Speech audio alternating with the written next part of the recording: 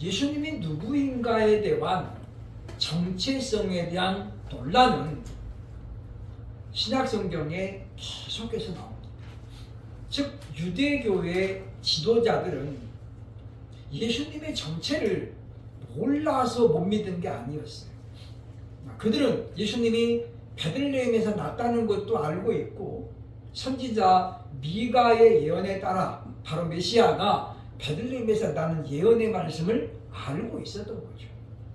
그러면 그럼에도 불구하고 지금 이들은 예수님을 확인하고 또 확인하고 있는데 그건 뭐냐면 우리가 자꾸만 확인하는 것은 두 가지 의미가 있어요. 그죠? 첫째는 알고 믿으려고 자꾸 확인하는 거죠. 우리가 알아야 되잖아요. 그죠? 그러니까 사람은 겪어볼수록 잘 몰라요. 말하자면. 사람만큼 자기 자신을 이렇게 위장하는 사람이 동물이 없어요. 그러니까 심지어는 자기도 자기 자신을 잘 몰라. 그잖아요. 그죠? 우리가 보면 나도 지금 내가 어떻게 할지 모르겠어. 그 말은 뭐냐면 자기도 자기를 잘 모르는 거죠. 통제를 못한다는 거예요. 그러니까 두 번째는 뭐냐면 알고 믿으려고 하는 게 아니라 애시당초에 뭐예요? 안 믿을 작심을 하고 자꾸만 그에게서 뭔가 다른 부분을 찾아내려고 하는 거죠.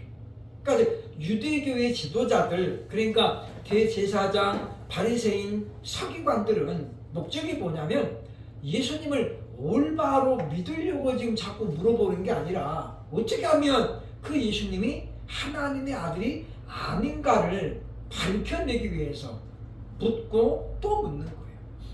그래서 지금 자기 예수님의 정체성의 논란이 계속해서 이어지잖아요. 그러니까 오죽하면 빌라도가 예수님을 재판할 때 네가 왕이냐? 라고 물어보잖아요. 그러니까 예수님이 뭐라 하면 네가 지금 말하였다. 그렇게 말하거든요. 답변이. 예수님의 그 답변의 말씀을 보면 예수님이 쓰는 말투가 조금 이렇게 직선적이진 않아요. 쉽게 네가 왕이냐 그러면 그렇다. 그러면 되는데 네가 말하였다. 이렇게 말을 하니까 이게 좀 듣는 사람들이 자꾸 이렇게 지금 혼란스럽다는 거죠. 그죠? 내가 그렇게 말했나? 이렇게. 네, 근데 예수님이 제자들한테는 직설적인 화법을 많이 씁니다. 그런데 유대교 지도자라든가 그런 사람들한테는 이렇게 돌려서 말하는 그런 어법이 성경에 보면 많이 나온다라고 하는 거죠. 그러니까 그건 뭐냐면 그들이 말을 해도 알아듣지 못했기 때문이에요. 알아듣지 못했기 때문에. 그러니까 자꾸만 또 물어보고 또 물어보잖아요. 그게 예수님 뭐예요? 그 다음부터는 침묵하시는 거죠.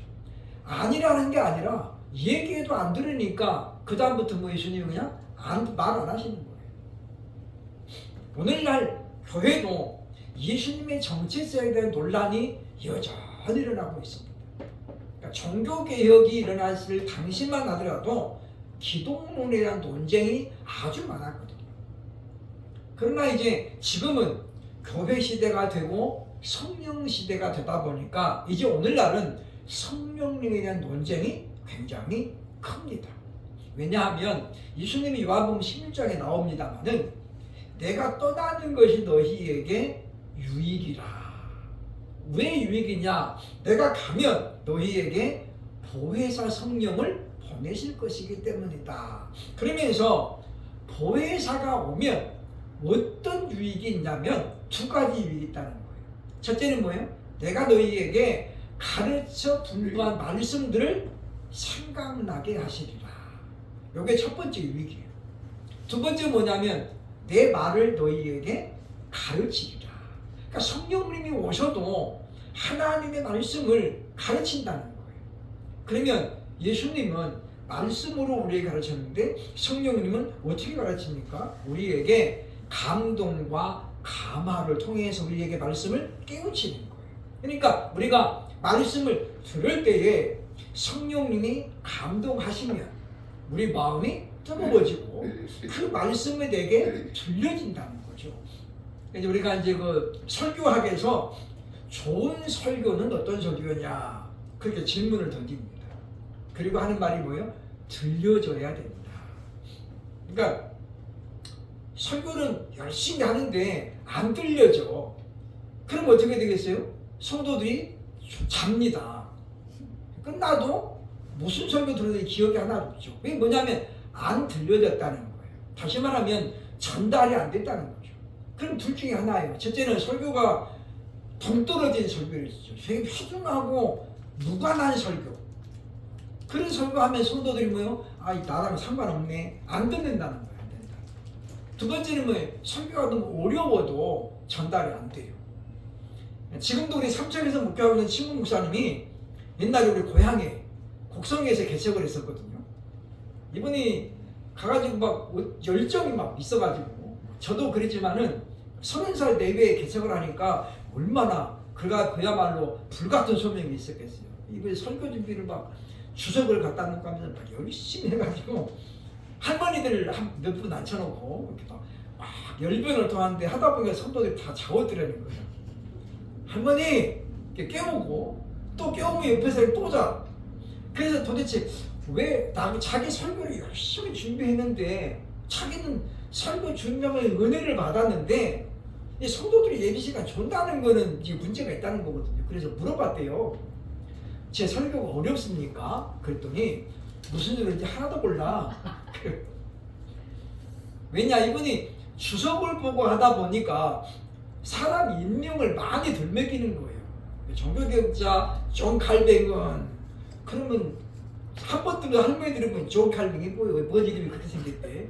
이렇게 해가지고 하나도 안 듣는 거예요. 이게 뭐예요? 들려지지 않는 거예요. 그러니까 자기는 열심히 하지만 안 들려진, 전달이 안 되면 그건 어떻게 보면 좋은 설교가 아니라는 거죠. 그래서 이분이 그걸 알고 그 다음에는 이제 주석을 딱 덮었대요. 아, 그렇게 하면 안 되겠구나. 그러니까 회중이 노인들이 많은 시골 분들이면 그렇게 뭐 어려운 말을 많이 쓰면 안 된다는 거예요. 제가 방배동에 있을 때도 어떤 분이 그런 말을 하더라고요. 그죠? 요단강 도화. 성경에 나오는 말 그대로 제가 썼거든요. 그때 사람들이 물어보는 거예요. 목사님, 요단강 도화가 무슨 말이에요? 도화가 뭐예요? 강을 건너다, 그런 뜻이잖아요. 그러니까 그러면 그렇게 좀 쉽게 설명해 주면 되는데 자기는 그게 무슨 말인지 처음 들어봤다는 거예요. 그래서 제가 이제 그 다음부터는 제가 이제 그런 말들을 가급적이면 쉽게 풀어서 설명을 했거든요. 왜냐하면 방배동에 살아도 다 엘리트가 사는 게 아니에요. 작은 교회는 누구만 와요? 반지하 살고 월세 사는 분들 많이 와요. 그러니까 그런 분들은 가방끈이 상대적으로 짧다는 거죠. 그러니까 우리가 좋은 설교는 바람직한 설교는 뭐냐면 첫째는 들려져야 돼. 그러니까 예수님은 자기 정체성에 대해서 지금 여러 번 반복해서 말씀했거든요. 근데 사람들이 뭐예요? 유대인들 지도자들은 그 말을 애시당초에 뭐예요? 안 들으려고 그래요. 그런데 뒤에 가면 왜 그랬는가가 명확하게 나와요. 선지자 이사야가 예언했거든요. 너희가 듣고 고침을 받을까 하여 하나님께서 뭐 했다는 거예요? 안 들리게 막아버렸다는 거예요. 귀를. 그러니까 예수님이 유대교의 지도자들이 열심을 전해도 하나님이 그들의 귀를 막아놓은 거예요. 그래서 못 깨닫게 막은 거예요. 왜냐? 그래가지고 고침을 받을까 하노라. 그러니까 무슨 이야기냐면 요한도 그런 이야기를 했습니다마는 자기에게 세례를 받으러 나온 사람을 보고 요한이 어떻게 했어요? 책망했죠. 왜 그러느냐? 결국은 뭐냐면 그들은 말씀을 듣고 은혜를 받으면 우리가 하나님의 사람으로 바꿔줘야 되는데 그들은 그렇지 않았다는 거예요. 뒤에 설명이 나오니까 다시 그때 보도록 하겠습니다. 우리가 오늘날 이 시대를 우리가 보면서 우리는 정말 하나님의 말씀이라고 하는 이 텍스트를 놓고 이걸 내가 얼마나 내 신앙과 생활의 기준으로 삼고 있는가 우리가 봐야 된다는 거예요. 기준이 있는데 우리는 그 기준을 자꾸 어떻게 해요? 바꾸려고 해요. 뭘로요? 내 체험으로. 그래서 이 시대 사람들도 사사기 사람들처럼 저마다 뭐예요? 자기만의 하나님을 지금 믿고 있다는 거예요. 다시 말하면 자기 소견에 옳은 대로 행하고 있다. 그러니까 남들이 다 말을 해도 안 들어요. 왜? 자기만의 믿음이 있고 자기만의 하나님이 다 있는 거예요. 그러니까 우리가 그것이 어렵다는 거예요. 그래서 마지막 때가 되면 성도는 올바른 목사를 만나는 게 복이고, 목사는 또 좋은 성도를 만나는 게 복이라는 거예요. 서로 어떻게 해요? 윈윈 돼야 돼요. 윈윈. 안 그러면 우리가 잘못된 신앙과 신학을 가질 수밖에 없다라고 하는 것입니다. 오늘 본문을 이제 들어갑니다. 나는 세상의 빛이다. 12절에 보면 예수님이 이렇게 말씀하죠. 나는 세상의 빛이니 라고 말하는 거예요. 자기 선포예요. 나는 세상의 빛이다. 근데 이것은 예수님이 지금 처음으로 하는 말씀이 아니에요. 그죠? 누가 먼저 하겠습니까? 요한복음 1장으로 돌아가 보면 세례요한이 예수님을 세상의 빛으로 소개했어요. 그죠? 왜냐하면 요한복음 1장 9절로 10절에 보면 다 같이 봅니다. 시작. 참빛 곧 세상에 와서 각 사람에게 비추는 빛이 있었나니 그가 세상에 계셨으며 세상은 그로 말미암아 지은 바 되었으되 세상이 그를 알지 못하였다. 이게 지금 누구 증거예요? 세례요한의 증거예요. 그러니까 세례요한은 예수님을 소개할 때 저분은 세상의 빛이십니다. 어떤 빛이라는 거예요? 생명의 빛이라는 거예요. 그러면서 보라 세상 죄를 지고 가는 하나님의 어린 양이로다 라고 이렇게 예수님을 소개했다는 거죠. 그래서 사람들이 요한에게 물어봤어요. 그죠? 네가 누구냐? 네가 그리스도냐? 그 빛이냐? 라고 물을 때 요한이 뭐라고 그래요? 나는 그 빛이 아니고 그 빛에 대하여 증거하러 온 사람이다 라고 자기를 소개해요. 그러니까 세례 요한이 그렇게 해서 열심히 약 6개월 동안 예수님을 소개하는 일을 합니다. 그러니까 어떻게 보면 세례 요한은 보면 30년 동안 훈련 받아가지고 6개월 동안 사역하고 그리고 감옥에 갇혀요. 그리고 얼마 안 있다가 춤값으로 죽죠. 헤로디아의 딸이 춤을 아주 잘 추는데 헤롯이 너무 좋아가지고 야, 네 소원이 뭐냐? 그랬더니 헤로디아 딸이 뭐라고 그래요? 세례 요한의 머리를 나에게 주십시오. 그래가지고 그냥 세례 요한이 어떻게 그 헤로디아 딸 춤값으로 그냥 순교를 당하는 거예요. 그러나 6개월밖에 안 되는 짧은 기간의 사역이지만은 예수님은 요한을 뭐라고 그랬습니까? 여자가 낳은 자 중에 이보다 더 큰 이가 없다. 그러니까 우리가 길게 오래 하는 것도 물론 중요해요. 그러나 우리가 예수님을 믿는 기간이 짧아도 우리가 짧되 그러나 뭡니까? 하나님 앞에 반드시 기억되게 하는 사명자가 돼야 된다는 거예요. 그래서 사람들이 나이가 많아도 그래서 신학을 하려고 하는 분들이 없는 거죠. 그분들은 돌아서면 잊어버려요. 돌아서면. 그래서 우리 지금 강의 제가 나가고 있는데도 제가 헬라어를 좀 합시다 그랬는데 학생들이 나이가 많으니까 헬라어를 들어도 다 잊어버린다는 거예요. 다음 주에 오면은 전혀 눈동자가 막 땡글땡글한데 처음 듣는 소리를 떠는 거예요. 아니 지난주에 다 했는데 학생들은 딱 잊어먹어가지고 저런 게 있었네. 그러니까 강의하는 사람은 똑같은 걸 해도 맨날 신선한 건데 그게 진도가 안 나가는 진도가. 그래서 전에는 학생들이 좀 젊은 사람이 있을 때는 했었는데 요즘은 안 한대요. 그죠?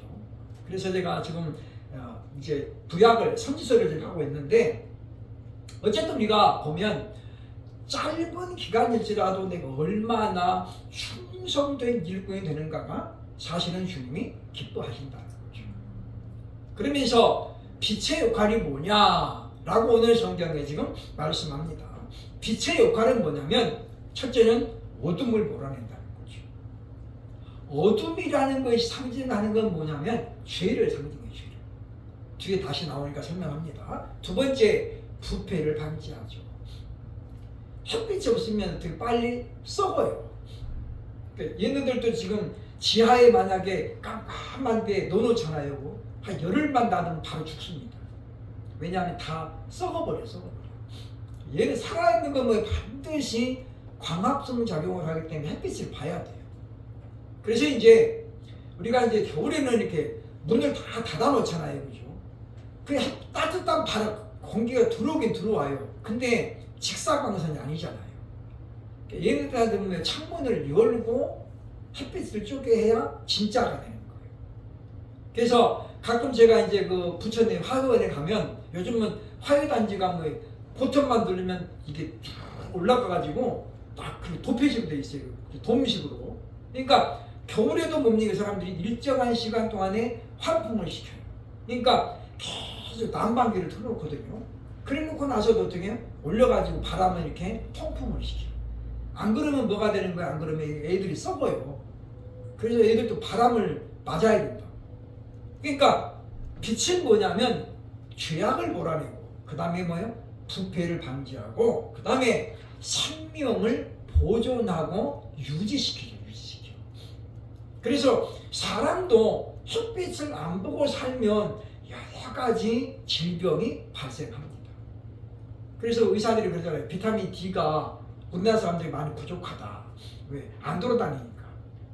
그래서 밖에 나가서 20-30분을 햇빛을 쏴야 되는데 그래야 제 세균들도 다 죽잖아요. 그죠? 태워도. 근데 우리가 맨날 집에만 있으면 활기도 떨어지고 그렇단 말이에요. 그래서 우리가 자꾸 움직여야 된다. 그럼에도 불구하고 요한은 어떻게 내려옵니까?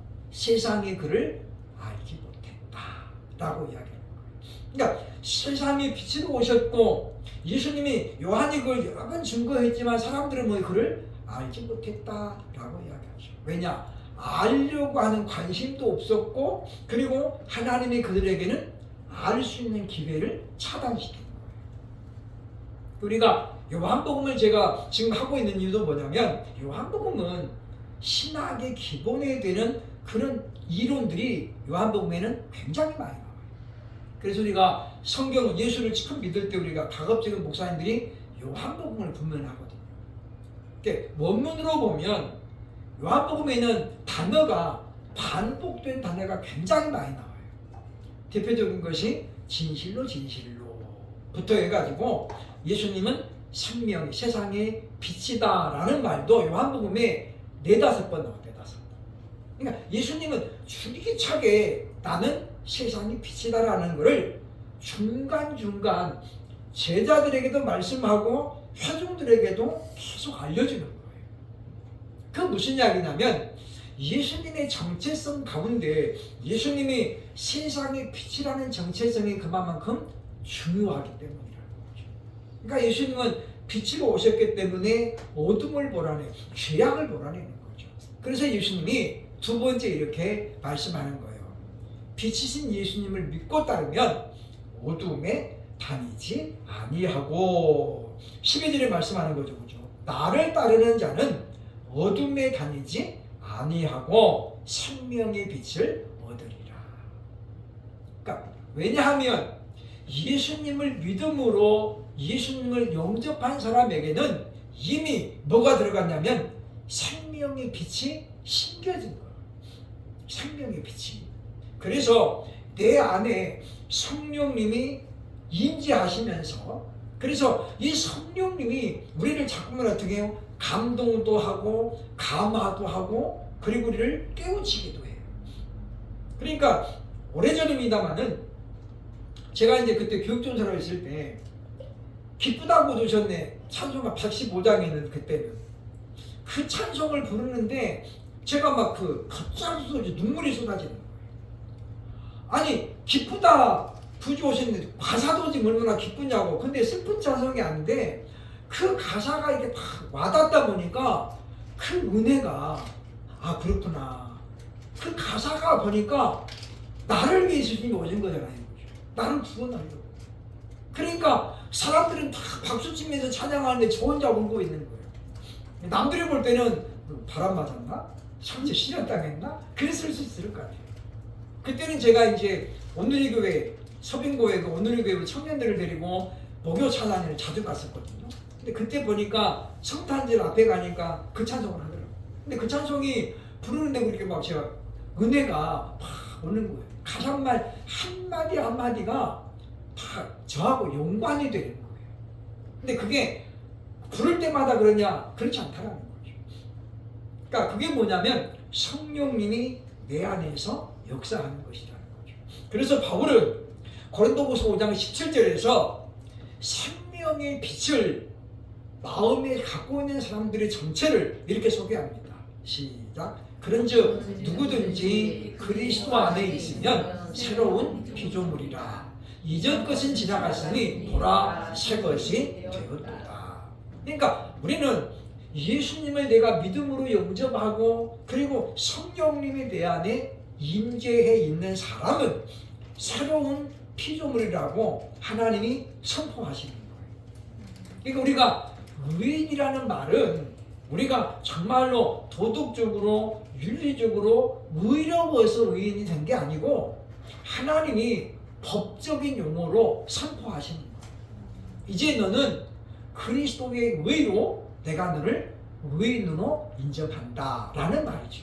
그래서 지금 바울은 그런 말을 뭐라고 했습니까? 새로운 피조물이다 라는 말로 설명하고 있는 거예요. 그러니까 우리가 그렇기 때문에 자기 확신이 우리에게도 있어야 된다는 거죠. 그러니까 우리가 확신만 있어도 웬만한 시험은 우리가 이길 수가 있는 거예요. 근데 우리가 그런 확신이 없으면 자꾸 어떻게 흔들린다는 거예요. 그러니까 예수님께서 마태복음 24장에 보니까 그런 말씀하셨잖아요. 마지막 때가 되면 사단이 누구까지 미혹한다고요? 선택한 자들까지 미혹한다는 거예요. 그러면 요한복음 10장 29절에 이런 말씀이 나와요. 제가 읽어드릴게요. 요한복음 10장 29절 끝절에 보면 그런 말씀이 나오는데 그들을 주신 내 아버지는 만물보다 크시니 아무도 아버지 손에서 빼앗을 수 없느니라. 하나님이 딱 쥐고 있으면 아무도 못 뺏어가요. 왜냐? 하나님보다 능력 있는 존재는 없으니까. 그런데 사단은 그걸 알면서도 어쩌나 알면서도 뺏어가려고 한다는 거죠. 뭘 주기 위해서요? 상처를 남기기 위해서. 그러니까 사단이 영적인 존재이기 때문에 모르는 게 아니에요. 알아요. 왜냐하면 예수님이 행하신 이적을 보면 예수님이 귀신 들린 자를 만나면 누가 먼저 알아요? 귀신이 먼저 알아보잖아요. 하나님의 아들이요 당신과 내가 무슨 상관이 있나이까. 그 누가 하는 소리에 지금 그 사람 속에 있는 귀신이 악한 영이 예수님을 알아보고 하는 소리예요. 뭐라고 그래요? 하나님의 아들이요 당신은 거룩하시니이다. 이런 것들은 전부 다 뭐예요? 사단이 이야기하는 거예요. 사단. 그러니까 그럼에도 불구하고 뭐예요? 상처를 남기기 위해서 넘어지게 만들고 자빠지게 만들고 그래서 열매를 못 맺게 하려고 사단은 우리를 착한 자들까지도 미혹한다는 거죠. 그러니까 우리는 나는 하나님이 붙잡고 있는 하나님의 자녀다라는 확신만 있으면 웬만한 데는 우리가 안 넘어질 수 있다라는 거예요. 근데 그런 확신이 없으면 자꾸 흔들리는 거예요. 그래서 묻고 또 묻죠. 하나님 정말 하나님 살아계신가요? 하나님 정말 나를 사랑하시나요? 자꾸 물어보는 거예요. 우리가 그것은 결코 바람직한 모습은 아니다. 왜냐? 하나님이 내가 너를 결코 잊지 아니하리라. 그랬으면 내가 아멘 했으면 그냥 그 말씀 붙들고 우리가 기도하면 돼요. 하나님 저를 만드셨기 때문에 종으로 삼으셨잖아요. 그리고 저를 잊어버리지 않는다고 말씀하셨잖아요. 그러니까 우리가 그걸 붙들고 하나님한테 기도하면서 믿음을 가져 우리가 요구해야 되겠다라는 것입니다. 그래서 우리는 이제 우리가 정체성, 나라는 정체성을 다시 한번 생각을 해야 된다라는 것입니다. 바리새인들의 반론이 이어져 나오죠. 13절 보면 같이 읽습니다. 시작. 바리새인들이 이르되 우리가 너를 위하여 증언하니 내 증언은 참되지 아니하도다. 우리가 이제 그 신앙이 잘못되면 굉장히 사람이 어떻게 해요? 뻔뻔해져요. 바리새인들 보세요, 그죠? 예수님이 뭐라고 그러냐면 네 증언은 옳지 않다. 그렇게 이야기하잖아요. 그러니까 어떻게 보면 굉장히 이 사람들도 뭐예요? 당당해요. 왜냐? 진리가 없기 때문에. 진리를 모르니까 자기만의 가지고 있는 확신을 갖고 이 사람들은 뭐예요? 당당해 버려요. 그러니까 우리가 이제 구약에 가면 예레미야나 에스겔에서 보면 가짜 선지자들이 많이 나오잖아요. 특히 예레미야에 보면. 근데 보면 그 예레미야에게 보면 그 가짜가 하나 뭐라고 그래요? 언제 하나님이 나를 떠나서 너에게 그렇게 말씀하더냐. 그러면서 예레미야는 뭐 뺨을 때리잖아요. 근데 그거는 뭐냐면 그 사람이 완전히 지금 영적으로 어떻게 미혹이 돼버리는 거예요. 그러니까 자기가 받은 말씀, 자기가 꾼 꿈을 여호와 하나님이 보여주신 걸로 100% 믿어버리는 거죠. 왜? 미혹됐기 때문에. 그러니까 진짜를 만나도 어떻게 해요? 기가 안 죽는 거예요. 보통의 경우 가짜가 진짜를 만나면 꼬리 내리게 돼 있어요. 근데 그렇게 미혹이 돼버리면 오히려 뭐예요? 더 당당해지죠. 그러니까 바리새인들이 지금 하나님을 믿는 하나님의 백성이라고 하면서 뭐예요? 지금 하나님의 아들 예수님을 전혀 인정하지 않잖아요. 그러니까 예수님이 뭐라고 그러니까 나를 믿는 자는 나를 보내신 자를 믿는 것이고 나를 영접하는 자는 나를 보내신 자를 영접하는 것이다. 그러면서 뭐라고 그래요? 아버지와 나는 하나이니라. 그러니까 예수님이 얼마나 답답했으면 그렇게 말씀하시겠어요. 그러나 그들은 그런 예수님 말씀을 듣고 네가 너를 하나님이라 하느냐 그러면서 신성모독으로 돌아가는 것을 우리는 보게 됩니다. 여기 보면 그 이유는 즉 세례 요한의 말을 들으면 이들의 주장은 뭐예요? 예수님을 바로 알려고 하는 의도가 없다라는 거예요. 왜냐? 그 이유는 세례 요한의 증거를 보면 우리가 이제 확실하게 나타나는데 그건 뭐냐면 요한의 증거를 그들이 전혀 귀담아 듣지 않았다는 거예요. 그런 가운데 이들이 요한에게 세례를 받으러 나올 때 요한은 이렇게 말합니다. 마태복음 3장 7절 봅니다. 시작. 요한이 많은 바리새인들과 사두개인들이 세례 베푸는 대로 오는 것을 보고 이르되 독사의 자손들아 누가 너희를 가르쳐 임박한 진노를 피하라 하더냐. 이 저 한마디 말은요 유대인들에게는 엄청난 모독이에요. 왜냐? 이들은 지금 뭐예요? 우리는 아브라함의 자손이다. 그 확신 하나로 버티고 있는 거거든. 네 조상이 누구냐? 우리는 아브라함이에요. 지금도 이스라엘 사람들은 자기들을 아브라함의 자손이라고 소개합니다. 우리 신학교 교수였던 분이 이스라엘을 이제 그 공부를 하러 갔는데 주중에는 공부도 하면서 퇴근하면 끝나면 농장에 가서 일을 하는 거예요. 그래서 히브리어를 배우러 갔기 때문에 일부러 이제 일하면서 물어봐요. 히브리어로 물어보는 거죠. 그러면 어디서 왔냐 이야기 하다 보면 당신은 누구요? 라고 물으니까 저는 뭐라면 우리는 아브라함의 자손입니다. 그렇게 말하더라는 거예요. 그래서 이분이 나는 예수님의 백성입니다. 그랬대요. 그러니까 유대인들은 아직도 50몇 살을 기다리고 있잖아요. 그러니까 아브라함이 그 사람 전부예요. 근데 지금 예수님 이 요한이 뭐라고 하냐면 너희는 독사의 자손들이다. 그랬으니 아브라함의 자손을 갖다가 독사의 자손이 그 독사의 자손이 왜 나오는 거예요 지금? 창세기 3장으로 올라가는 거예요. 뱀이 하와를 미혹했잖아요. 그래서 인류를 타락시켰거든요.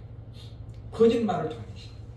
그러니까 지금 요한이 다른 짐승도 많은데 왜 뱀을 이야기했을까? 그 뭐예요 지금? 너희 조상은 마귀 사탄이야. 그 말이에요. 다르지 말하면. 그러니까 저 말을 들을 때 요한이 안 죽은 것이 다행이에요. 뭐 이 사람들이 지금 그 말 들으면 모욕 중에 모욕이 없어요. 그 요한을 때려 죽여도 사실은 누가 말릴 수 없어. 그러니까 그렇게 사실은 지금 저 억양이 말이 유대인들은 모독하는 거야, 모독하는 거야. 그러니까 요한은 왜 그러느냐? 그 말이 다 뒤에 나오죠, 그죠? 회개의 열매를 맺지 다니면서 의식적으로 물세례를 이용하려는 그들의 계략을 알았기 때문에. 그러니까 세례요한이 요한이 세례를 베풀었는데 세례요한의 세례의 특징이 뭐냐면 간단해요, 그죠? 그건 뭐예요? 회개를 전파하는 거예요. 회개를 전파하는 거예요. 근데 회개는 안 하고 그냥 의식에 참여해가지고 나도 이제 하나님의 사람이다 그런 어떤 인정만 받으려고 하니까 세례요한이 이렇게 강력하게 책망했던 것을 볼 수 있습니다. 그래서 마태복음 3장 6절에 보니까 바로 요한의 세례의 특징을 이렇게 이야기하죠. 3장 6절 보겠습니다. 시작. 자기들의 죄를 자복하고 요단강에서 그에게 세례를 받더니. 그 3장 5절은 누구 이야기냐면 당시 몰려오는 유대인들에 대한 이야기예요. 그들은 자기들의 죄를 자복하고 세례를 받았는데, 그런데 뭐예요? 지금 이 바리새인들 이런 유대교의 지도자들은 뭡니까? 회개는 안 하고 그냥 세례만에 참여했다는 거예요. 그래서 마태복음 3장 2절에 세례 요한이 세례를 베풀기 전에 먼저 선포한 말이 바로 이거예요. 회개하라, 천국이 가까이 왔느니라. 그리고 지금 3절 4절부터 이제 세례를 쭉 베푸는 거고, 그리고 중간에 유대교의 지도자 요한이 독사의 자손들아. 그러니까 너희는 뱀같이 지혜롭다라고 지금 융통성을 발휘하고 있지만, 그러나 영적인 눈이 띄어져 있는 세례 요한의 눈에는 그게 어떻게 해요? 다 보이는 거예요. 너희는 지금 내가 베푼 세례를 이용만 할 뿐이지 회개하고는 무관심하다. 그래서 세례 요한이 뭘 이야기합니까? 회개에 합당한 열매를 맺으라. 그래서 사람들이 물어봐요, 그죠? 아니 그러면 어떤 것이 회개의 열매입니까? 그러니까 세례 요한이 뭐예요? 차분하게 가르치는 거예요. 군인들은 받은 월급에 대해서 만족할 줄 알아야 된다. 세례들은 정해준 세금 외에는 더 거둬들이지 말고, 그게 뭐냐면 바로 회개의 열매라는 거예요. 그래서 세례 요한이 아주 친절하게 그렇게 설명을 해줍니다. 그러니까 우리는 회개의 열매가 막 대단한 것이 아니에요. 우리가 작은 일에 감사하고 또 주신 것에 대해서 만족할 줄 아는 것이 회개에 대한 열매다. 다시 말하면 탐심을 버리는 거예요. 탐심. 모든 죄는 어떻게 해요? 탐심에서 나와. 탐심에서. 하와가 왜 선악과를 따먹었어요? 하나님처럼 되고 싶어서. 그거잖아요. 그러면 하나님이 우리의 인생에 하는 게 뭐예요? 하나님 우리의 왕이시잖아요. 다시 말하면 뭐예요? 하와는 자기가 자기 왕이 되고 싶은 거예요. 남편의 간섭받는 것도 싫고 자기가 자기 왕이 되고 싶은 거예요. 그러면 뭐가 되는 거예요? 하나님처럼 되는 거죠. 그래서 그 탐심이 결국은 뭐예요? 죄인을 양상해 내는 거죠. 그러니까 우리는 그래서 탐심을 물리치라. 예수님께서 우리에게 하신 말씀을 기억해야 되겠다는 것입니다. 예수님께서도 공생애를 시작하면서 요한이 했던 말을 똑같이 시작하죠. 마태복음 12장 34절에 보면 똑같아요. 그죠? 독사의 자손들아, 너희는 악하니 어떻게 선한 말을 할 수 있느냐. 그러니까 변화가 없는 껍데기만 갖고 있는 의식 가지고는 안 된다는 거죠. 그래서 우리가 물세례가 물론 중요하지만은 물세례를 받았다고 해서 내가 구원을 받은 것은 아니라고 하는 거예요. 물세례를 안 받아도 구원받을 사람이 있고 물세례를 받아도 구원받지 못한 사람이 있죠. 왜냐? 내가 정말로 예수 그리스도를 믿고 회개함으로 세례를 받았으면 그 구원받는 거고, 세례를 많이 받아도 회개하지 않았으면 그것은 뭐예요? 구원과 상관이 있는 거예요. 그래서 남자들이 군대 가가지고 막 단체로 세례 받잖아요. 그럼 우리가 그거는 인정하지 않아야 돼. 물론 개별적으로 틀려요. 근데 막 그때는 특히 옛날에는 대통령이 누구냐에 따라서 막 군대 세례 받는 사람이 막 늘어났잖아요. 그게 어떤 실적으로 연결되는 건 아닌데 그것도 일종의 과잉 충성이었다. 과잉 충성. 그래서 막 군인들이 막 그 뭡니까 초코파이 한 박스 주다 보니까 아 나는 세례 받아야지. 세례 받으러 가는 거 보면 초코파이 받으러 가는 거예요 다들. 그렇게 해서 받으면 그게 증표가 되는 게 아니라는 거죠. 예수님 뭐예요? 그들의 지금 본질적인 것을 꿰뚫고 있는 것을 우리에게 보여주고 있다는 것입니다. 그래서 우리가 예수님이 지금 하는 말 중 성령을 회방하면서 다가오는 자들을 향해서 지금 뭐라고 해요? 독사의 자손들이다.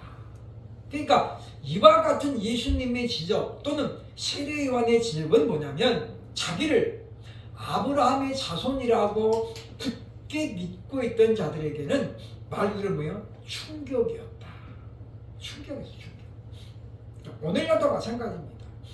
많은 사람들이 하나님의 말씀을 기준 삼아야 되는데 그거를 제쳐놓고 자기의 어떤 지식 또는 자기의 어떤 경험 이런 것들을 기준으로 대체를 하는 거예요. 그래서 그것을 기준 삼아가지고 밀고 나가는 거죠. 그러니까 어떤 열매가 나옵니까? 똑같은 성경을 보면서도 하는 말들이 다 다르게 나오는 거예요. 그건 뭡니까? 하나님 말씀이 기준이 되어야 되는데 저마다 자기 자신이 지금 기준이 되고 있는 거예요. 내가 이런 명문대를 나왔으니까 다들 내가 기준 돼야 돼. 이런 거죠. 나는 5대가 지금 예수 믿는 사람이니까 복을 받았잖아요. 내가 기준이야. 말은 그렇게 안 하지만은 많은 사람들이 그렇게 지금 자기를 기준 삼고 자기를 왕으로 삼는 시대예요. 그러니까 우리가 앞에서 봤습니다마는 출애굽의 광야의 백성들이 금송아지를 만들어 놓고 그 송아지라고 해서 뭐라고 했어요? 우리를 애국에서 인도하신 여호와 하나님이시여. 그러면서 뭐요? 찬양을 하고 경배를 했는데 불구하고 진짜 하나님은 시내산에서 모세를 만나면서 뭐라고 그래요? 네 백성이 타락하였다. 그러니까 다수의 무리들이 지금 우리 하나님이에요 금송아지라고 말하고 있지만 진짜 하나님 뭐라고 그래? 나는 그 하나님이 아니야. 그 이야기예요. 근데 오늘날도 얼마나 많은 사람들이 자기 마음속에 금송아지를 갖고 있는 거예요. 그리고 뭐라고 해요? 이 금송아지가 하나님이시다. 진짜 하나님 뭐라고 그래? 나는 그게 아니야. 네가 믿는 금송아지는 그 우상이야, 우상. 그럼에도 불구하고 우리는 어떻게 해요? 안 깨어나는 거예요. 안 깨어나요. 그리고 뭐예요? 자꾸 확신을 더하죠. 그럼 뭐가 되는 거예요? 종교인이 되는 거예요. 종교인. 그러니까 이제 제가 요한복음을 보면서 굉장히 거슬리는 단어 하나가 나오는데 증언이라는 단어, 증언. 그러니까 개역 개정이 번역이 되면서 증거와 증언을 구별을 해야 되는데 거의 대부분 증언으로 해놨어요. 근데 우리가 사실 예수님이 하신 말씀은 말만 하는 게 아니에요. 증거죠, 증거. 왜냐? 예수님은 반드시 행동으로 보여주셨거든요. 근데 우리말에 증언, 말로만 다 해버리니까 지금 한국교회가 어떻게 돼가요, 지금? 말로만 하는 거예요. 사랑합니다. 그리고 아무것도 안 따라와요. 사랑하면 뭐가 행동이 따라와야 되잖아요, 그죠? 근데 아무것도 안 따라와. 말로는 한국교회가 지금 연합해야 된다. 그런데 어떻게 보면 어떻게 돼? 큰 교회는 작은 교회를 거의 안 돌아봐요. 이게 뭐냐면 모순이라는 거예요. 예수님은 우리에게 말씀하죠. 너희가 작은 것 하나라도 빼고 저들을 가르치면 안 된다는 거예요. 우리가 그러기 때문에 예수님은 말씀으로만 한 게 아니라 뭐요? 반드시 증거를 보여주셨다. 그러니까 예수님 말하잖아요. 사람들이 네 증거는 헛된 거야 라고 말할 때 예수님 뭐라 그래요? 이렇게 말씀하죠. 14절 보면 이렇게 말합니다. 봅니다. 시작. 내가 나를 위하여 증언하여도 내 증언이 참되다. 여기도 지금 증거하여도 라고 해야 돼요. 왜냐? 그 이유가 분명히 나오잖아요. 첫째 뭐예요? 나는 어디에서 와서 어디로 가는지 알고 있다. 그거죠. 그러니까 예수님의 증거가 확실한 건 뭐냐면 예수님은 자신이 어디서 와서 어디로 가는지 다 알고 있어요. 두 번째, 나를 보내시니까 나와 함께 계시다. 그래서 예수님은 아버지와 아들이 하나라는 걸 뭐예요? 지금 이적을 통해서 계속 보여주는 거예요. 그래서 예수님은 말로만 하는 게 아니에요. 바로 뭐예요? 결정적인 물증을 제시하면서 자기 자신을 변론하고 있다는 거죠. 그러니까 우리들도 이제 그래서 우리가 복음의 힘을 가지려면 우리도 보여줄 수 있어야 된다. 내가 예수 믿기 전에는 이런 사람이었는데 예수님을 믿고 나니까 이렇게 변했다. 신의 악단이라는 영화를 제가 봤습니다만은 그걸 보면서 저는 그 말씀이 생각납니다. 한 알의 밀이 떨어져 죽으면 열매를 맺는다. 그 남자 주인공 엄마가 예수를 믿었잖아요. 그렇죠? 근데 이 아들이 초등학생 때 엄마가 성경책에 있는 일기장에 써갖고 간 거예요. 하나님은 누구, 예수님은 누구야? 근데 선생님이 그걸 보고 어떻게? 엄마를 잡아다가 죽였어요. 그리고 사촌 형이 그 엄마를 다 예수를 믿었어요. 이 아들이 뭐예요? 공산당에 충성하려고 사촌 형을 총으로 쏴 죽이죠. 그렇게 해서 끝나는 줄 알았어요. 근데 뭐예요? 가짜들 등장에 이 사람이 어떻게 넘어가는 거죠. 그러니까 어머니가 뿌려진 그 씨앗이 결국은 뭐예요? 그 남자 주인공을 변화시킵니다. 그리고 남자 주인공도 총살을 당하지만 그 한 사람의 결단이 그 악당 몇 사람을 다 남아시키잖아요. 그리고 자기는 죽습니다. 그러니까 우리는 그런 걸 보면 하나님은 여전히 살아계신다는 거. 그리고 하나님은 하나의 미를 결코 잊어버리지 않아요. 우리는 그렇기 때문에 물론 신학적으로 논란이 있는 부분들도 없지 않아 있습니다만은 우리가 그런 걸 보면서 우리가 그런 어떤 교훈을 얻어야 된다라는 거죠. 그래서 우리는 예수님처럼 우리도 뭔가 보여줄 수 있는 물증을 제시하면서 예수를 믿어야 구원받습니다. 우리 자신이 그러려면 변화가 있어야죠. 다시 말하면 열매가 있어야 된다는 거죠. 우리가 늘 자기 자신에 대한 정체성을 분명히 하면서 우리도 예수님처럼 자기 자신을 분명하게 말할 수 있는 저와 여러분 될 수 있기를 주의 이름으로 축원합니다. 아멘.